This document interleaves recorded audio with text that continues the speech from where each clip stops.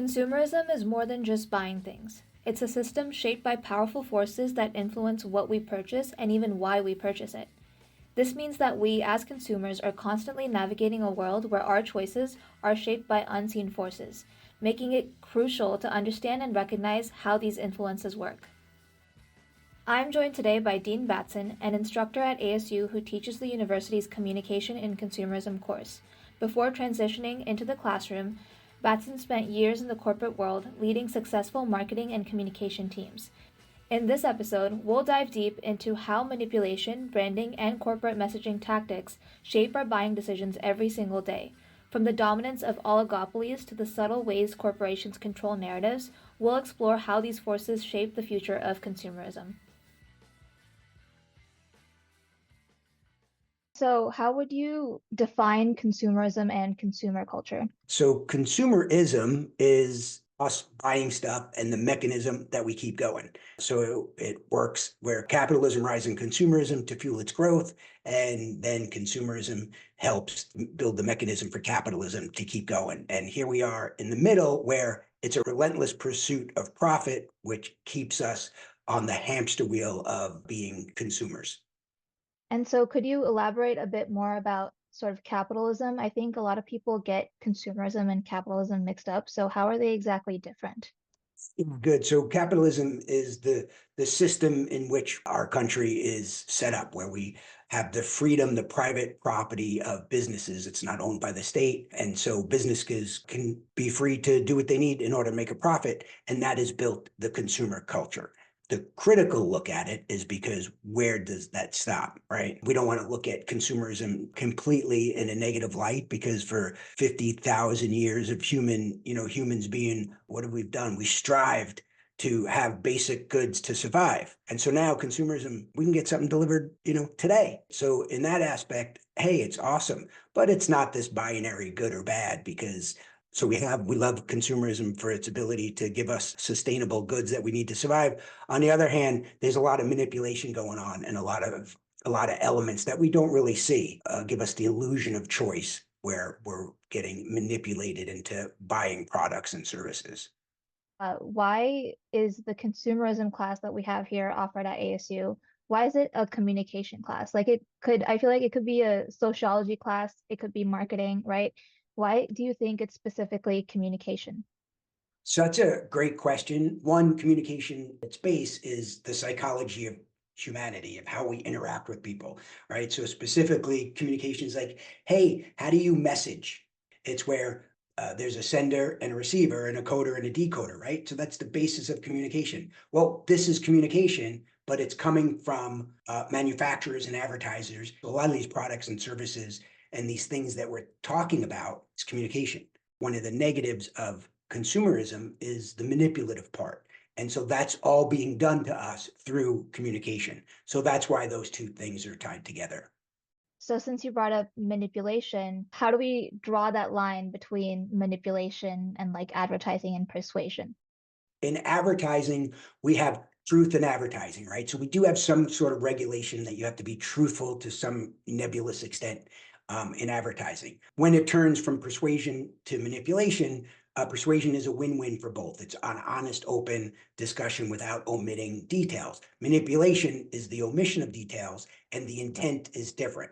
It's a one side wins thing. So now when we talk about consumerism, it's not just the ad coming to us, oh, that's a little manipulative. It's not that.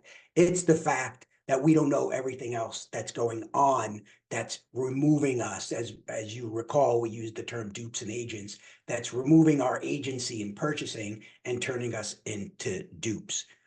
So the dupe would be, are you buying a product or a service or subscribing to some experience because of your agency? You're like, I'm doing this because I want to. Or have you been duped into it? And so an example of that we use in class all the time, and sadly it never fails, is I'll ask, who has Vans on? And there's always 3 or 4, maybe more people have Vans on.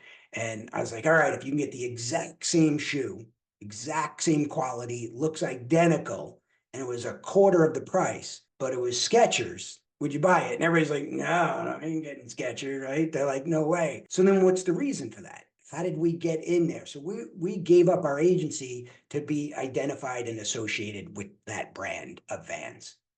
When they gamify some kind of experience, some product or service, when they gamify experience, they're not advertising like, hey, and I'm going to manipulate you via dopamine, right? It's manipulative. It's omitted from us, and so that's where the manipulation comes in. And then you briefly mentioned how consumer culture has grown from what it was like decades ago. Mhm.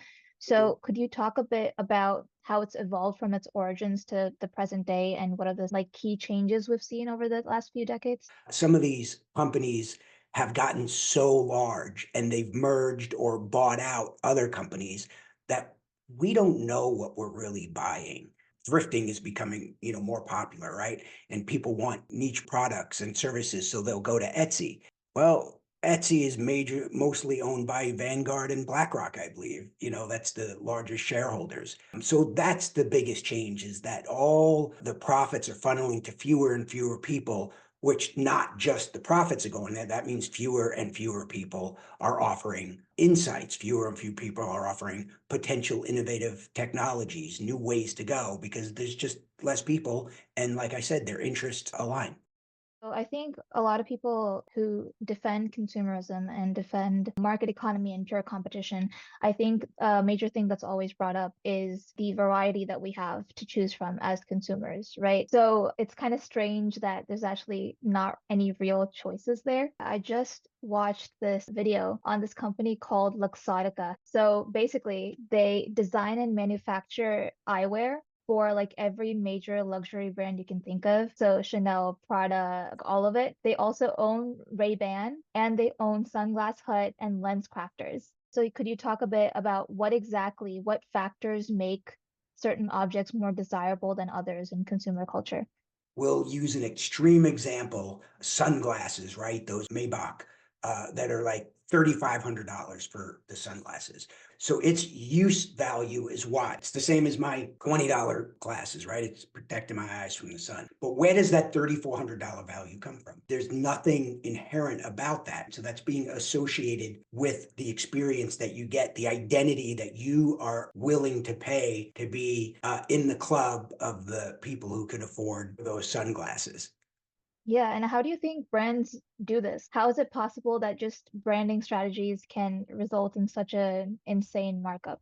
There's a couple things. They'll do market research, see what, for not to be too flippant, but to see what they can get away with. So they'll do market research. The other thing is they're going to build the experience. And so we have things right now that are a really good example of building the experience that make us pay that we haven't experienced before. Take, for example, Casper and Purple. So instead of just going to get a mattress, now you go to one of their stores and it's this entire experience, right? Somebody comes over to you, how you feel like you're in a coffee shop. So they're creating that experience. And so we're being, you know, duped into thinking that, oh, this is what we need to do to buy a mattress. Look at this. But at the end of the day, it's the mattress that we could have bought without that experience. I mean, look at, you got to give them kudos. Look at Nike. They're mundane athletic shoes from 50 years ago. That's what people were like, oh, I need some running shoes. And there was no glamour and there was no lifestyle attached to it. They built that lifestyle. So now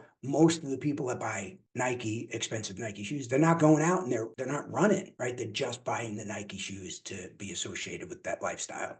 And do you think there's any aspect of maybe like FOMO or like the need to fit in that Yeah. factors into consumer culture? Why is it that if I ask any class, how many people here own an iPhone? And it's going to be 95, 98% of everybody in class. But if I go out in the street to people more my age and I ask 30 people, it's going to be a greater mix. And it's because of that desire to fit in. You have a group of 8 or 9 friends, and somebody doesn't have an iPhone, they can't iMessage, they can't FaceTime.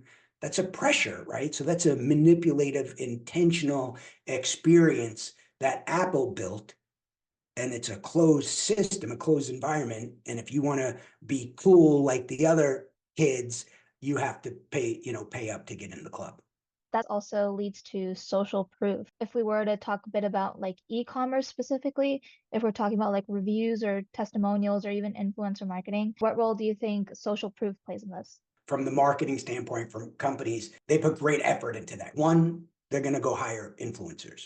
because they want everybody else to say, oh my God, this is trending. This is a thing. Everybody's doing this. Another thing that a marketing company will do, they'll hire somebody to write 300 blog posts about how great a product is. And so as the consumer, you're out there innocently, you know what? I want to do my research before I buy this. So you're Googling, and you're like, oh, here's an article, and you read 15 blogs and they're all raving about this particular product, but you don't know that you've just been manipulated because all of those blog posts were hired by the company to be written. The third part of that is reviews. So as a company will say, I'm a restaurant and I've got 3.4 stars, which, as you know, that's pretty deadly, right? Nobody goes to a restaurant with 3 points. Like, you got to be over four, right? You got to be north of four. And so what'll happen is that a legit, respectable marketing company will go and get legit, respectable reviews. But what they'll do is they'll market to the database of that restaurant. So they got 5,000 people. They'll grab that database. They'll send them an email, say, hey, do the survey for us of what you think about Joe's Pizza. And people fill it out. And let's say only 80 of the 5,000 give it a great review.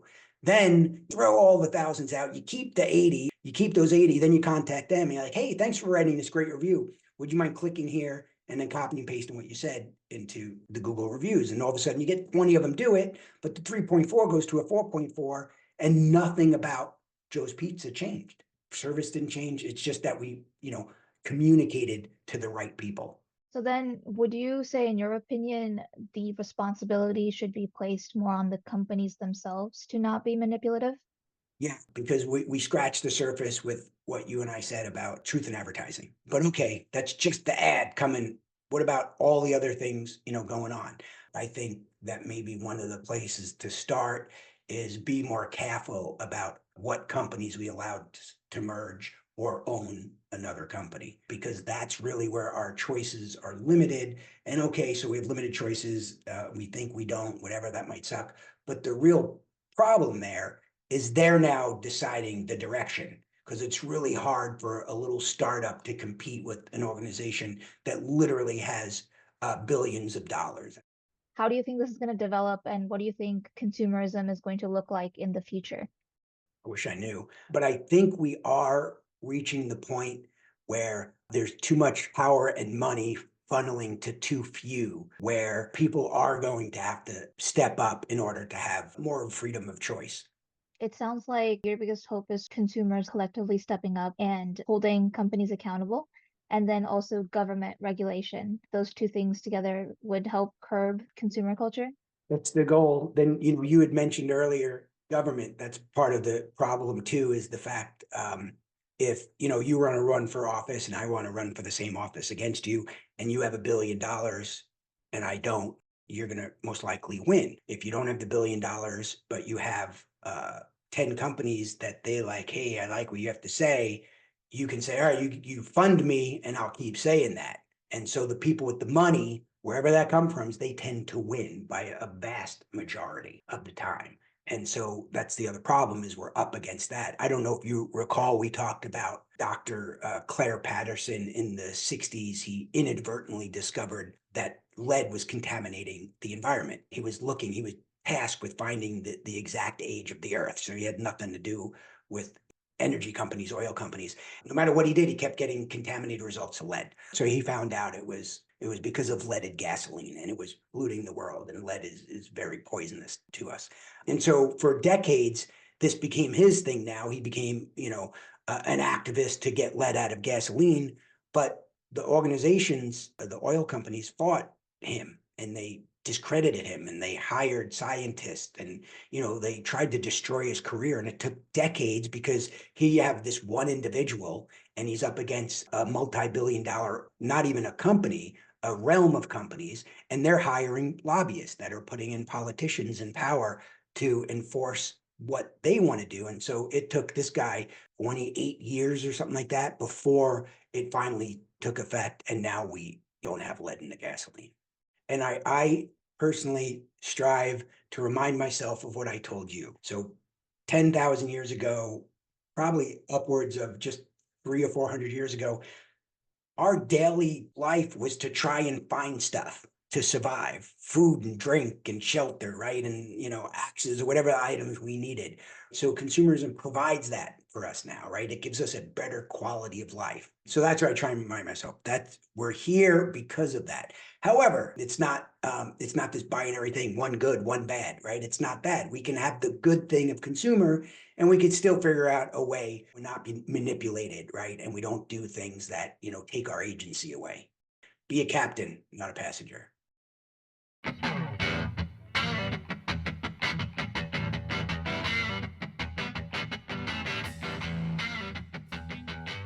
This is the marketing edition of We Mean Business, sponsored by the Reynolds Center at Arizona State University.